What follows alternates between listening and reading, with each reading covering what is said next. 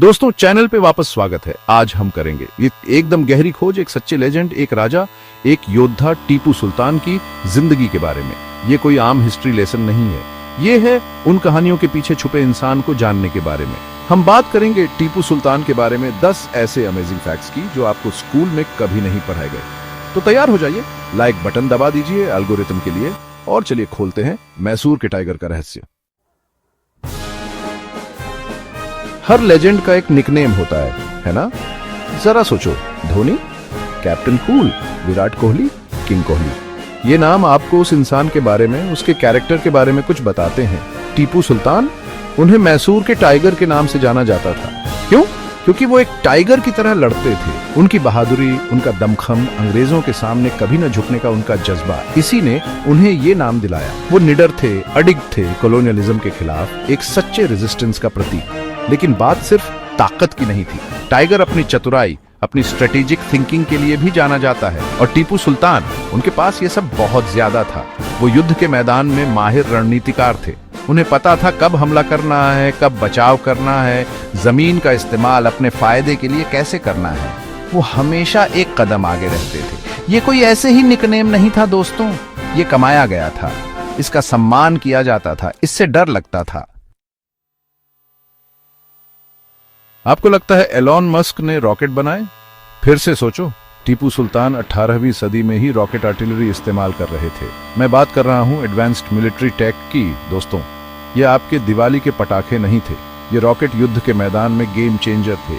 इनकी रेंज ज्यादा थी, इनकी फायर पावर ज्यादा थी, और ये अंग्रेजों के दिलों में दहशत पैदा करते थे। जरा सोचो, अंग्रेजों के पास मस्केट्स थे, धीमे और बेकार। टीपू सुल्तान वो रॉकेट बरसा रहे हैं। ये रेवोल्यूशनरी चीज थी, और इससे उनकी सेना को बहुत बड़ा फायदा मिलता था। उनके पास रॉकेटियर्स की एक पूरी फौज थी। सोचो, ये सिर्फ लड़ाई जीतने के बारे में नहीं था, ये इनोवेशन के बारे में था, पॉसिबिलिटीज की सीमाओं को आगे बढ़ाने के बारे में था। टीपू सुल्तान असली रॉकेट मैन। चलो विजन की बात करते हैं दोस्तों। टीपू सुल्तान सिर्फ एक योद्धा नहीं थे, वो एक दूरदर्शी नेता थे। वो समझते थे कि सच्ची ताकत के लिए आपको प्रोग्रेस को अपनाना होगा, आपको आगे रहना होगा, और इसका मतलब था टेक्नोलॉजी और इनोवेशन के दीवाने होना। हम उस समय की बात कर रहे हैं जब ज्यादातर राजा पुराने जमाने में फंसे हुए थे, लेकिन टीपू सुल्तान नहीं।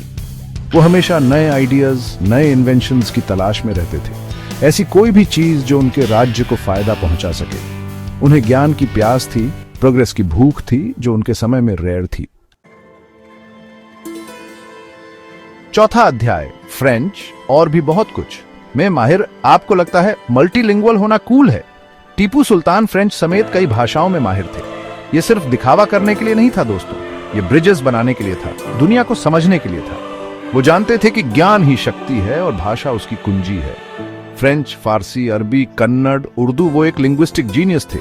जरा सोचो, वो कैसी बातचीत कर सकते थे, क्या इनसाइट्स इकट्ठा कर सकते थे। ये सिर्फ डिप्लोमेसी के लिए नहीं था, ये ग्लोबल माइंड सेट रखने के लिए था, दुनिया का नागरिक होने के लिए था। पांचवा अध्याय, किताबों से प्यार करने के 2000 कारण अपने किंडल्स और ऑडियो बुक्स को भूल जाओ। टीपू सुल्तान एक सच्चे बिब्लियोफाइल थे। उनकी पर्सनल लाइब्रेरी में 2000 से भी ज्यादा किताबें थीं। हम उस समय की बात कर रहे हैं जब किताबें रेयर और कीमती थीं, लेकिन टीपू सुल्तान उनकी वैल्यू समझते थे। वो किताबों को नई दुनियाओं के ज्ञान और विजडम के द्वार मानते थे। उनकी लाइब्रेरी सिर्फ किताबों का कलेक्शन नहीं थी, ये उनके सीखने के प्यार, ज्ञान की प्यास का प्रमाण थी। इसमें साइंस और मैथमेटिक्स से लेकर फिलॉसफी और पोएट्री तक सब कुछ शामिल था। ये वो इंसान थे जो आइडियाज की ताकत में, अपने हॉरिजन्स को एक्सपैंड करने की इंपॉर्टेंस में यकीन रखते थे। छठा अध्याय, सुधारक टीपू का नया ऑर्डर। टीपू सुल्तान सिर्फ युद्ध और विजय के बारे में नहीं थे, वो एक रिफॉर्मर थे, एक लीडर थे जो अपने लोगों के लिए सबसे अच्छा चाहते थे। वो जानते थे कि एक मजबूत राज्य के लिए मजबूत नींव चाहिए, और इसका मतलब था मॉडर्नाइजिंग, स्ट्रीमलाइनिंग और चीजों को और एफिशिएंट बनाना। उन्होंने नए सिक्के, नया कैलेंडर और वेट्स और मेजर्स के नए सिस्टम्स भी इंट्रोड्यूस किए। ये दिखावे के लिए नहीं था, ये अपने लोगों के लिए एक ज्यादा फेयर, ज्यादा एफिशिएंट सिस्टम बनाने के लिए था। वो अपने समय से आगे थे, एक सच्चे विजनरी लीडर। धार्मिक कलह के समय में टीपू सुल्तान अपनी टॉलरेंस और सभी धर्मों के प्रति सम्मान के लिए जाने जाते थे। वो समझते थे कि एक सच्चा, मजबूत और खुशहाल राज्य डाइवर्सिटी को अपनाता है और अलग अलग बिलीफ्स का सम्मान करता है। उन्होंने मंदिरों को दिल खोलकर दान दिया, चर्चों के निर्माण में मदद की और सभी धर्मों के लोगों के साथ सम्मान से पेश आए। ये राजनीतिक चालबाजी नहीं थी, ये सभी धर्मों की समानता में सच्चा विश्वास था। टीपू सुल्तान एक ऐसे नेता जो अनेकता में एकता का असली मतलब समझते थे। 8वां अध्याय, फ्रेंच कनेक्शन, टीपू की diplomatic master stroke. Tipu Sultan न सिर्फ युद्ध के मैदान में बल्कि डिप्लोमेसी के क्षेत्र में भी माहिर रणनीतिकार थे। वो जानते थे कि एक कॉमन दुश्मन को हराने के लिए आपको मजबूत एलाइज चाहिए और उन्हें ये फ्रेंच में मिले। उन्होंने फ्रेंच के साथ घनिष्ठ संबंध स्थापित किए, एम्बेसडर्स का आदान प्रदान किया, ज्ञान साझा किया और अंग्रेजों के खिलाफ उनकी मिलिट्री सपोर्ट भी मांगी। ये सिर्फ राजनीतिक फायदे के लिए नहीं था, ये कॉलोनियल ऑपरेशन से मुक्त दुनिया के शेयर्ड विजन के लिए था। 9वां अध्याय, टीपू सुल्तान की तलवार स्टील में घरी एक विरासत। एक राजा अपनी तलवार से जाना जाता है और टीपू सुल्तान की तलवार लेजेंडरी थी। ये बेहतरीन वुड्स स्टील से बनी थी जो अपनी मजबूती और तेजी के लिए मशहूर है। यह सिर्फ ताकत का प्रतीक नहीं थी, ये एक कलाकृति थी, उस समय की क्राफ्ट्समैनशिप का प्रमाण थी। तलवार खुद उस इंसान का प्रतिबिंब थी, मजबूत, तेज और अडिग। आज भी टीपू सुल्तान की तलवार एक अनमोल चीज है, मैसूर के टाइगर की बहादुरी और वीरता की याद दिलाती है। 10वां अध्याय, अंतिम युद्ध, एक योद्धा राजा का अंत। हर योद्धा जानता है कि मौत निश्चित है, लेकिन आप उस अंतिम युद्ध का सामना कैसे करते हैं, यही आपकी विरासत को परिभाषित करता है। टीपू सुल्तान का अंत चौथे एंग्लो मैसूर युद्ध में हुआ। अंग्रेजों के खिलाफ बहादुरी से लड़ते हुए वो आत्मसमर्पण कर सकते थे, वो भाग सकते थे, लेकिन टीपू सुल्तान ने लड़ना चुना, अपने राज्य, अपने लोगों, अपनी विरासत की रक्षा करना चुना।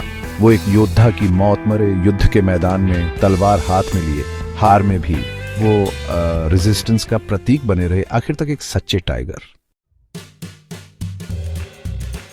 तो लीजिए दोस्तों, लेजेंड आइकॉन टीपू सुल्तान के बारे में 10 amazing facts.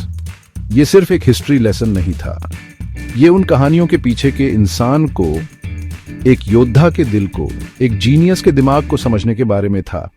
Tipu Sultan perfect नहीं थे, लेकिन वो निडर थे, इनोवेटिव थे और एक सच्चे देशभक्त थे जिन्होंने अपनी आखिरी सांस तक अपने लोगों के लिए लड़ाई लड़ी। अगर आपको हिस्ट्री की ये गहरी खोज पसंद आई तो लाइक बटन दबाएं और एपिक कंटेंट के लिए चैनल को सब्सक्राइब करें और इस वीडियो को अपने दोस्तों के साथ शेयर करना न भूलें। चलो असली टीपू सुल्तान के बारे में सबको बताते हैं। अगली बार तक क्यूरियस रहें, ज्ञान के लिए भूखे रहें और कभी भी किसी चैलेंज से पीछे न हटें। Peace out.